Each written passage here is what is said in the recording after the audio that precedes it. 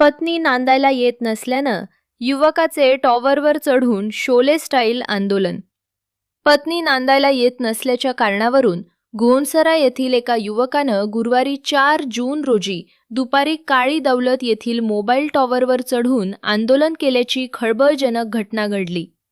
काही महिन्यांपूर्वी प्रेमविवाह झाल्यानंतर पत्नी माहेरी गेली होती व परत न आल्यानं युवक तणावात असल्याची माहिती आहे. घटनेची माहिती मिळताच पोलीस व स्थानिक नागरिकांनी घटनास्थळी धाव घेऊन समजूत काढत युवकाला सुरक्षित खाली उतरवले. सुदैवानं कोणतीही जीवितहानी झाली नाही.